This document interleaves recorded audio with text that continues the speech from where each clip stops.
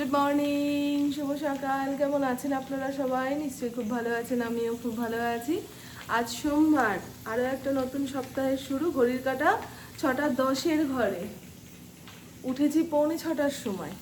পুপু আজকে কলেজে যাবে পরীক্ষার অ্যাডমিট আনতে। 9টার সময় বেরোলেও আমি তো ম্যামে যাব, 7:30 থেকে ক্লাস। তা বাড়ি আসতে আসতে 8:30 9:45 বেজে যাবে। তখন এসে আর পুকুর জন্য টিফিনটা বানাতে পারবো না। তাই ব্যায়ামে যাওয়ার আগে পুকুর টিফিনটা রেডি করে রেখে যাই। তারপরে মৌরির জল গ্লাসে ছেঁকে রেখে গেলে আমি বাড়ি এসে যদি ওর সঙ্গে দেখা করতে পারি তো পারলাম, আর না হলে তো হয়ে গেল। মাথার ওপরে অনেক কাজকর্ম নিয়ে আমি বাড়ির বাইরে যেতে পারি না।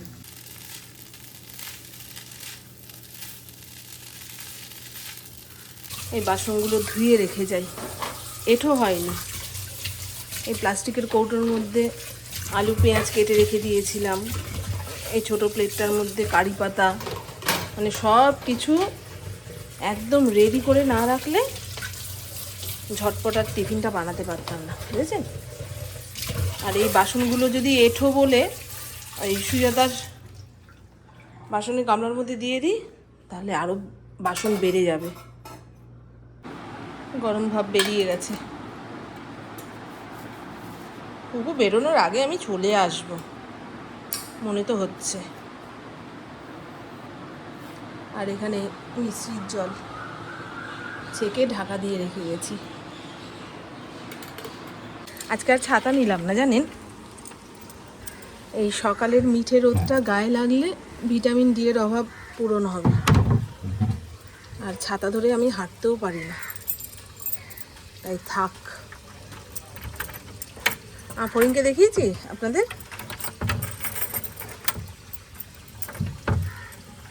নেই রে বাবা।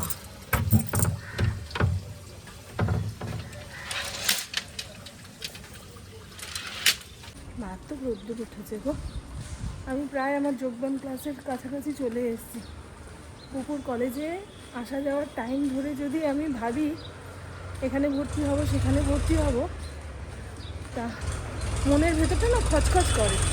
পুকু নিজেও বলে, মা কলেজ থেকে ফিরে এসে যদি তোমার মুখটা না দেখি মনে হয় না যে বাড়িতে ফিরলাম। সেই জন্য আর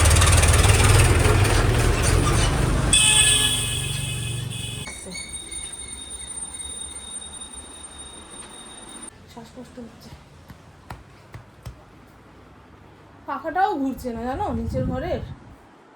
কি বলো তো, গরমকালে এসি খারাপ হবে, পাখার কয়েল পুড়ে যাবে, সব কারেন্ট যাবে। যেগুলো হলে মানুষের বিপদ বেশি সেইগুলোই হবে গরমকালে, বলো তো। আজকে আমার মেয়েটা কলেজে যাচ্ছে। মা ছাতা নিয়ে যাবি? ওর মধ্যে তো সব কাঁচা মোজা রে মা। এই তো নে না। হ্যাঁ, এগুলো তো হালকা মোজা ছিল। ঠিক আছে, যেটা তো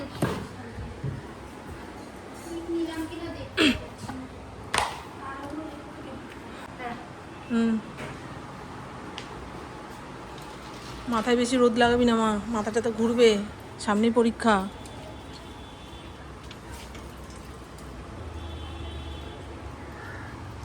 টাটা প্রভু। প্রভুর মনে হয় ঘুম কাটেনি, চোখটা লাল হয়ে রয়েছে। আজকে বেশি কিছু রান্না করব না, টকের ডাল, আলু সেদ্ধ, আর দেখি ভাজাভুজি করার জন্য যদি পটল পুটল থাকে সেই ভেজে রেখে দেবো। আমাদের ইন্দ্র এখন এই ডাল ভাত আলু সেদ্ধটাই ভালো খাচ্ছে।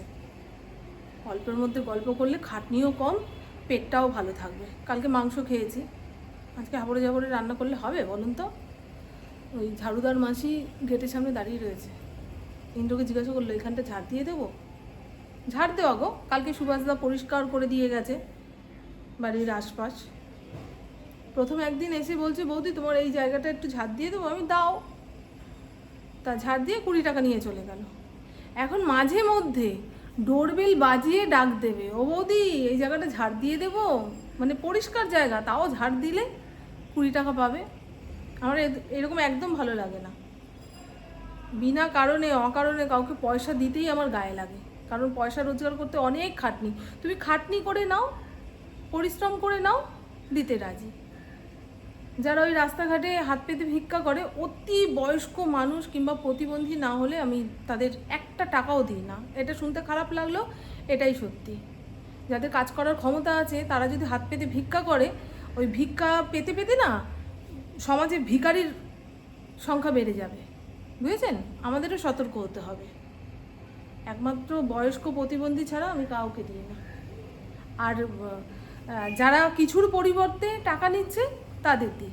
যেমন অনেকে ধূপকাঠি দেয়, 5 টাকার ধূপকাঠি হয়তো 8 টাকা 9 টাকায় বিক্রি করে, 2 টাকা লাভে বিক্রি করে, তাদের থেকে ধূপকাঠি নিয়ে টাকা দিই। তারপরে অনেকে পেন বিক্রি করে, আমাদের শ্রীরামপুর স্টেশনে পেন বিক্রি করে। এরা কি বলে তো খালি হাতে ইয়ে করে না। পুবুর জন্য যে চিড়ার পোলাও বানিয়েছিলাম ওকে তো টিফিনে দিয়ে দিয়েছি, আর কিছুটা রয়েছে, সেটা আমি এখন নিয়ে বসি। আর ইন্দ্র আম চিড়া মেখে দিলে খেয়ে যাবে, আমটা বের করে রাখি, নাহলে ঠান্ডা অবস্থায় কাটতে গেলে আঙুল কেটে পড়ে যায়, জানো।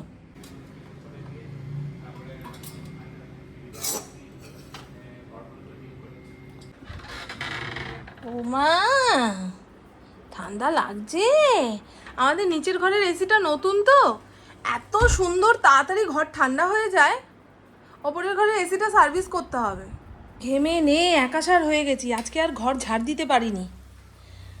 কালকে বিকেলে যে ঝাড় দিয়েছিলাম সেটাই, সকালে ঘর ঝাড় দিয়ে মুছতে গেলে না জিভ বেরিয়ে যাবে। একেবারে মুছে নিচ্ছি, প্রথমে জল জল করে মুছছি, এরপরে নেতাটাকে চিপড়ে শুকনো করে সাপটে নিলেই হয়ে যাবে। যত শর্টকাটে কাজ সারা যায় আর কি।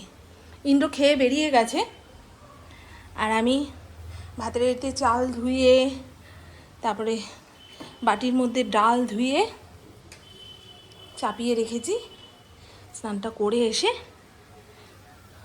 একটা করে গ্যাস জ্বালাবো আর ঝপাঝপ রেঁধে বেড়ে নেবো।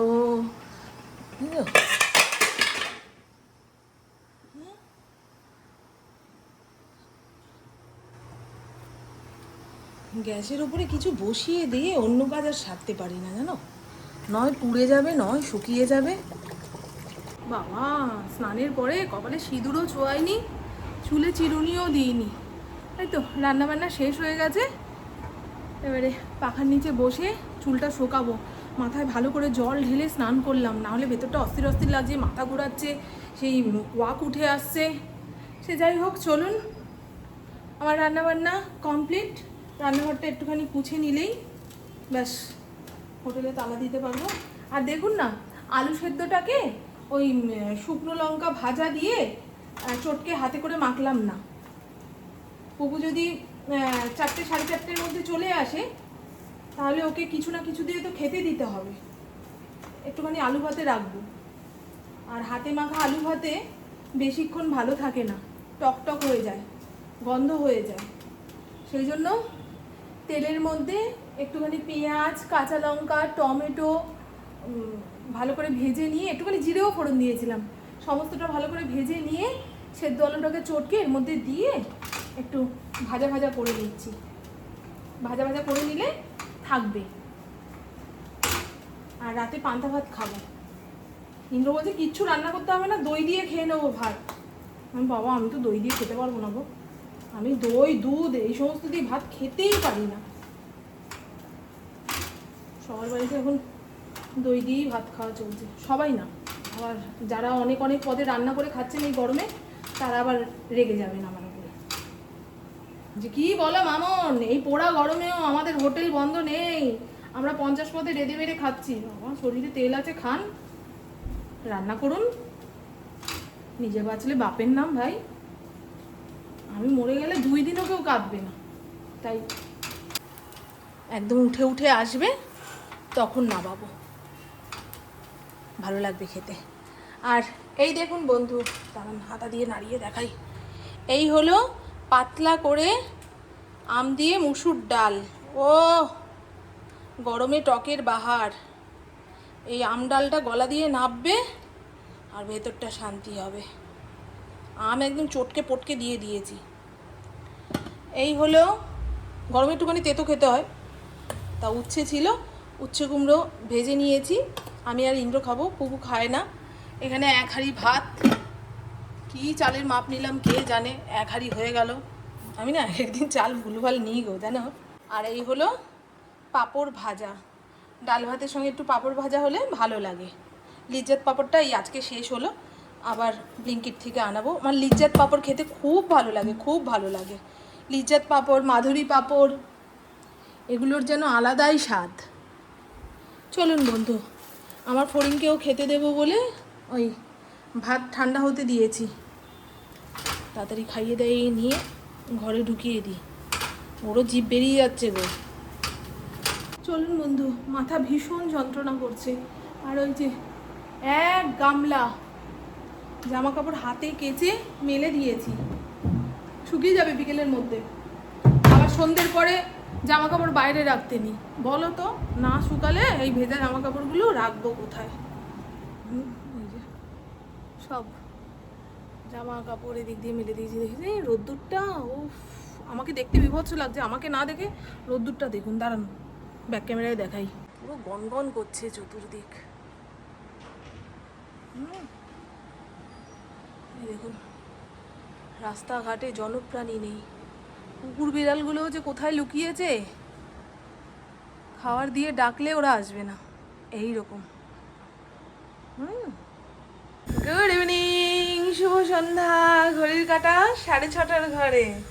এই মুহূর্তে বিশাল জোর হাওয়া দিচ্ছে, ওই ঝড়ের আগের মুহূর্তটা যেমন সেই রকম জানেন। পুবু কলেজ থেকে এসছে 4টে 4:30 সময়, খেয়ে দিয়ে একটু শুয়েছে। আমার তো দুপুরে ঘুমই আসলো না, এখন মাথাটা ধরে রয়েছে। এই দেখুন জামা কাপড় সব উড়ে এদিক ওদিক হয়ে গেছে গো। এখন একটু চা বানিয়ে নেব। বাবুকে জিজ্ঞাসা করলাম চা খাবি, বলে না আমি কফি খাবো। আমার আবার শীতকাল ছাড়া কফি ভালো লাগে না। আর এখন যা মাথা যন্ত্রণা উঠেছে, এ কোনো কিছুতেই ঠিক হবে না যতক্ষণ না 1 কাপ চায়ে চুমুক দেব। আর পুপু আজকে কলেজে গেছিল, বলে মা যাতায়াতেই যা কষ্ট হয়েছে, আজকে 44 ডিগ্রি টেম্পারেচার, মানে তাপমাত্রাই এত, তার উপরে ঘেমো গরম, মানে স্নান করে বেরিয়েছি দরদর করে ঘেমে যাচ্ছি, উনুনের পাশে এসে একটুখানি দাঁড়াচ্ছি দরদর করে ঘেমে যাচ্ছি। আর অতিরিক্ত গরমে, তারপর অতি বৃষ্টি কিংবা অতি শীতে আমার মাথা খুব ধরে, যন্ত্রণা করে। আর তার উপরে আজকে সকালবেলায় ব্যায়ামে গেছিলাম, ফেরার পথে তো রোদটা পুরো মাথায় লেগেছে, সেটার জন্যও হতে পারে, জানি না, এখন আবিষ্কার করছি কিসের জন্য এইরকম মাথাটা ধরলো। চলো, আদা এনেছে কত দেখেছেন? আগের আদা ফ্রিজে রয়েছে, কালকে বাজার গেছিল, এই এতটা এনেছে। মিক্সির মধ্যে পেস্ট বানিয়ে কৌটোয় ভরে রাখবো, নাহলে আদা নষ্ট হয়ে যাচ্ছে, শুকিয়ে যাচ্ছে। পুবু আজকে রোদে পুড়ে কলেজে যাতায়াত করেছে তো, এখন ওই স্কিনের ট্যান তোলার জন্য ফেস প্যাক মেখে বসে রয়েছে, ওর কফি বানিয়ে খাবে। প্রভু তার মায়ের দর্শন সেরে এসছে, এটা খাবে? আমার জন্য কি এনেছে দেখাচ্ছে, দাঁড়ান। বাদাম মাখা খাবে? ওই আবার না, বাদাম মাখা খাবো না, বাদাম মাখা খেলে খুব পেট ভার করে। না কিছুই খাবো না। তুমি এখন অফিসে যাচ্ছ? ওই অফিসে যে ছেলেটা রয়েছে তার জন্য আর নিজের জন্য মুড়ি মাখা, বাদাম মাখা, পুদিনা পাতা নিয়ে এসছে। আমার গাছে কত পুদিনা পাতা, সেগুলো টান দিয়ে ছিঁড়ে কোনোদিন আনি না, খাই না, উনি বাজার থেকে পুদিনা পাতা আনছে। দেখি কিছু একটা বানাবো জানেন, ওই আমের সঙ্গে, কাঁচা আমের সঙ্গে পুদিনা পাতা পেস্ট করে একটা চাটনি হয়। হ্যাঁ হ্যাঁ, কাঁচা আম। ইন্দ্রকে বললাম ওই আটিয়ালা কাঁচা আম নিয়ে আসবে তো, একটু আম তেল দেবো, বর্ষাকালে মুড়ি মেখে খাওয়ার জন্য একটু আম তেল লাগে। এর মধ্যে রয়েছে বক ফুল, ভালো হয়েছে, রাতে যে পান্তা ভাত খাবো, একটু আলু ভাজার সঙ্গে বক ফুলের বড়াও বানাবো। আমার মেয়ের কলেজে নিয়ে যাওয়ার ফাইলটা পুরো ছিঁড়ে গেছে, কাগজপত্র পুরো লন্ড ভন্ড, এসে বলছে জানো মা এই হয়েছে। আমি শিগগিরই বাবাকে দিয়ে একখানা ফাইল আনা, ওই যে মিষ্টি, এই মিষ্টিটা পুপু খুব ভালো খায়, আমিও ভালো খাই, আমি তো সবই ভালো খাই। আমি লোহা খাই না শক্তে, গু খাই না গন্ধে, নাহলে দুনিয়ার সব কিছু আমার প্রিয়। আর মিশো অ্যাপ থেকে দুটো তেলের বোতল অর্ডার দিয়েছিলাম জানেন, এই যে ভেবেছিলাম কাচের আসবে, ও মা দেখি প্লাস্টিকের। আলু ভাজবো, আলু কাটতে বসেছিলাম, তারপরে ভাবলাম কালকে ঝিঙার তরকারি রান্না করব, সেটাও কেটে কুটে রেখে দিই, ঝিঙা ভাজা করব। এর আগের দিন ইন্দ্র এত ভালো খেয়েছে, তা দুপুরে তরকারি ফরকারি নিয়ে নেওয়ার পরে বলছে কি আমার জন্য একটু রেখো তো, রাতে খাবো, আমি আর তো নেই, পরের দিন এনো ভেজে দেবো। এই যে ঝিঙা পোস্ত কিংবা মাছের ঝোলে ঝিঙার থেকে এই চচ্চড়িটা খেতে খুব পছন্দ করে, সেই জন্য কেটে কুটে রেখে দিলাম। যা গরম পড়ছে, রাতে সবজিপাতি কেটে রাখলে সকালে তাড়াতাড়ি রান্নাটা করতে পারবো। আর ঝিঙের খোসাটা একটু মোটা মোটা করেই ফেলেছি, এটা রসুন কালো জিরা শুকনো লঙ্কা দিয়ে বাটবো, কিচ্ছু ফেলানোর নেই, কিচ্ছু ফেলানোর নেই। সবজি থেকে আরম্ভ করে খোসা খাসি ডাঁটা ডুটি সব খাবো, সব। চলুন, পড়ে না যেন। মাথাটা যন্ত্রণা কমেছে, তবে দপ দপ দপ দপ করছে, নিজের কথার আওয়াজ মাথায় গিয়ে বাড়ি লাগছে। এখন কতক্ষণে এই রান্নাঘরের কাজকর্ম সেরে একটু বিছানায় বডিটা ফেলবো, সারাদিনই তো বিছানায় বডি ফেলেই রাখলাম। ফরিনকে তো এসি চালিয়ে রাখতে হচ্ছে, নাহলে জিভ বেরিয়ে যাচ্ছে গো, ওর হচ্ছে খুব কষ্ট। ওই লোমের ভেতরে আঙুল দিলে মনে হয় আঙুল ঘেমে যাচ্ছে, তাহলে ওর কত কষ্ট হচ্ছে। তাও তো লোম ছেটে দিয়েছি গো, একদম এইটুকুটুকু করে দিয়েছি। তাও কালকে ইন্দ্রকে বলেছি যতই যা হোক না কেন ওকে আগে স্নান করাবে, শ্যাম্পু দিয়ে স্নান করাতে না পারলেও গায়ে 4-5 বালতি জল ঢেলে দেবে। তাহলে ঘুমাতে পারছে না, ছটপট ছটপট করছে, অস্থির লাগছে তো। মানুষের থেকে তো ওদের গায়ে গরম বেশি, বিদেশি না, আমরা তো আমাদের দেশের গরম সহ্য করে নিতে পারি। তবে আমাদের ছোটবেলায় কিন্তু এইরকম গরম পড়তো না, পড়তো কি কি জানি বাবা, আমার তো মনে পড়ে না বাবার। আগে গাছের হাওয়া গায়ে লাগতো, কি জানি এই কিছু বছরের গরমটা যেন মানে সহ্য করা যাচ্ছে না। তবে বর্ষাকালের 10-15 দিন টানা বৃষ্টি, তবেই বোঝা যায় বর্ষাকাল। গরমকালের টানা 10-15 দিন পোড়া গরম, তবেই বোঝা যায় গরমকাল। আবার শীতেও দেখবেন টানা 10-15 দিন 12 দিন শীত, তখন বোঝা যায় এই রে পুরো তো বডি বরফ হয়ে যাচ্ছে, তাই না? এই টানা গরমটা একটু পড়বে, নাহলে বৈশাখের গরমটা তো অত বুঝতেই পারলাম না। পারলেন কি না বাবা? যাদের গরম লেগেছে তারা এবারে আমাকে গালাগালি করবে। হ্যাঁ, কে বলেছে বৈশাখেও গরম পড়ছে? কিন্তু না, বৈশাখের গরমটা অতটা মানে মালুম পাওয়া যায়নি। সারাদিন গরম থাকলেও সন্ধ্যের পরে একটু ঝড় বৃষ্টি তুফান, না সে যাই হোক। চলুন বন্ধু, বকতে বকতে আমারও মুখ ব্যথা হয়ে যাবে, আপনাদেরও কান ঝালাফালা হয়ে যাবে, তাই এই ভিডিওটা বন্ধ করি এবারে। আর কি যেন বললেন, কিছুই বললাম না।